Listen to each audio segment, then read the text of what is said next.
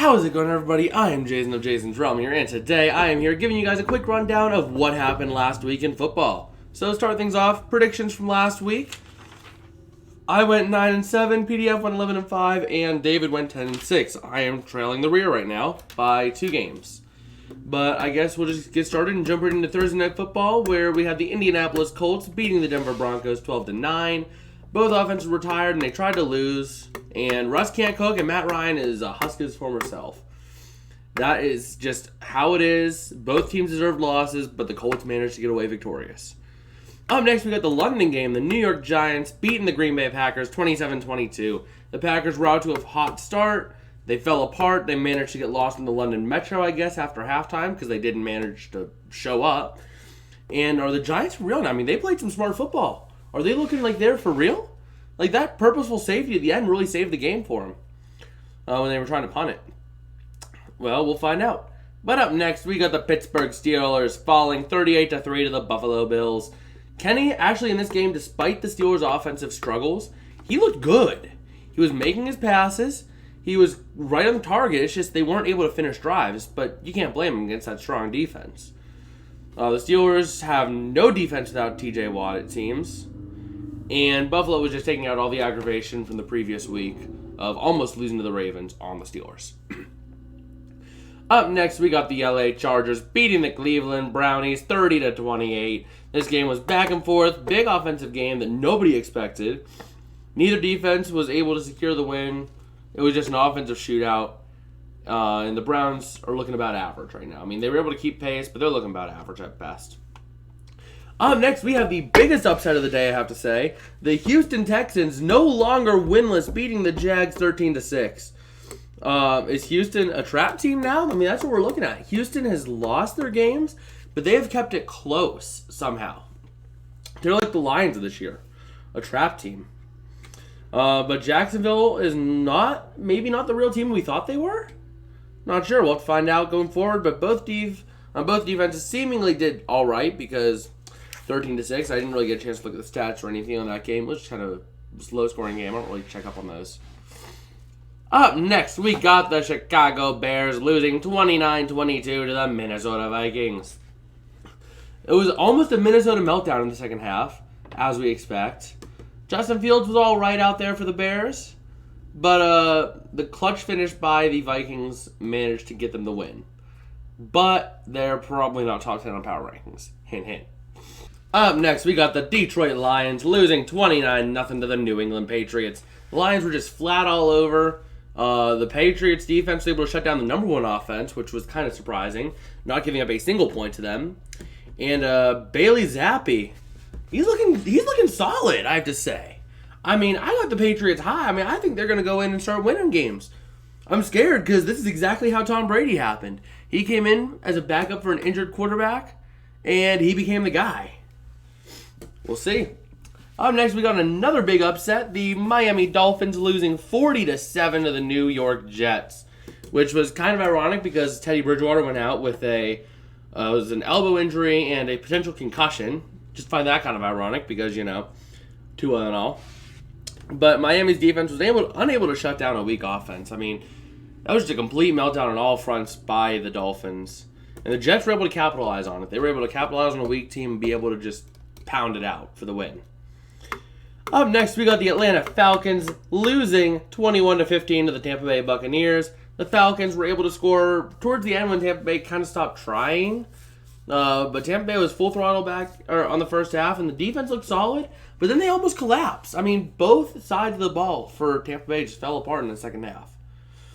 And up next, we got the Seattle Seahawks losing 39-32 to the New Orleans Saints. This team was a strong Saints team compared to weeks prior, which is kind of interesting because they were able to score with Red Rocket. At least he was the starter. I'm not sure. I saw, what's his name go in there? Taysom Hill, I'm pretty sure he went in for a couple of them. But that's just always what Taysom does. And the Seahawks defense just vanished. Vanished into thin air on that game. And just like that, there's only, 6 games to go? Let's just keep it rolling. We got the Tennessee Titans beating the Washington Commies 21-17. Tennessee was able to get a solid start, and the defense was able to come clutch when needed, and Washington was unable to essentially moved the ball when it counted. I mean, they couldn't move the ball again. They couldn't secure that win because they just weren't playing well. Up next, we got the most embarrassing game. I'm ashamed to even wear this shirt talking about this game, but I will. Dallas Cowboys crushing the Rams 22-10. The Cowboys defense was looking really good in that game. And the Rams offense and special teams struggled early, and the offensive line is weaker than wet paper. So that offensive line forced Stafford to have to make odd throws. The running game couldn't get going. This offense, I have no faith in them at this point. I mean, we'll see if they can beat Carolina. That's a big we'll see. Let's just hope. I just don't want to talk about this game anymore. That was a bad one to watch. Up next, we got the San Francisco 49ers beating the Carolina Panthers 37-15. The 49ers starting this game off hot, a little slow in the second quarter, but they managed to get the job done and just steamroll the Panthers at the end. It was continued domination on their front. And Carolina was unable to get any form of offense going. But the big storyline from this game, the San Francisco 49ers suffering 4 major injuries. I can't remember exactly who it was offhand, but one of them was done for the season. It was their cornerback, I think Emmanuel Mosley. I think he's done for the year with the ACL. Robbie Gould went out with a knee injury. At first reports, I think it was a knee contusion, but we'll find out what it is officially. And then you had a groin injury out of Bosa. And there was one more. I can't remember who it was offhand, though. But I want to say it was a concussion. So we'll see if the Niners can get their act together and get healthy for next week.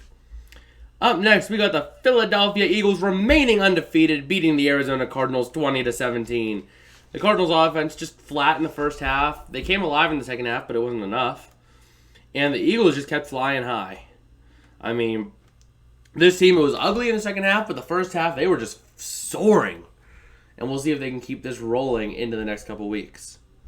Up next, we got the Sunday Night Football game between the Baltimore Ravens and the Cincinnati Bengals. This one, our stream did get cut off because, campus Wi-Fi kind of sucks. But the Ravens were generally flat for the most part from what we would expect. Lamar was inaccurate. I mean, he'd overthrow receivers by 10 yards and they'd make up for it by underthrowing by 10 yards the next drive. That is a cause for concern if he wants a big contract extension. But Justin Tucker able to come up big for the Ravens.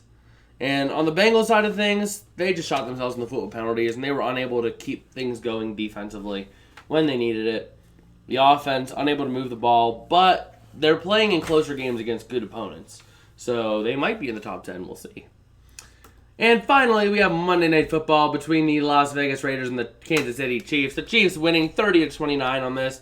The Raiders, they were off to a good start, and then they just kind of fell apart. They got lazy with it. And then they got themselves in a hole, and they couldn't do anything. They couldn't dig out of it completely. The Chiefs were able to make stops when they needed it the most, and they were able to get that offense going in the second half. But the defense did give up some key plays to let the Raiders back into it multiple times. That is a potential cause for concern going forward. But yeah, that's all I got for you guys today. If you guys smash subscribe, all that fun stuff. Remember, we do have a Discord server coming out at 200 subs. Nice little milestone there. Also, got this new shirt in the mail today. Nice little Cooper Cup Super Bowl bound t-shirt. You're going to be seeing this one in live streams a little bit more, as the t-shirt just feels a little bit more comfortable. When the Rams are playing, the jersey's coming out, but it's just a little more comfortable to play in, just to lounge around the dorm. But yeah, I don't have much more time to go because I have to get a lot done tonight.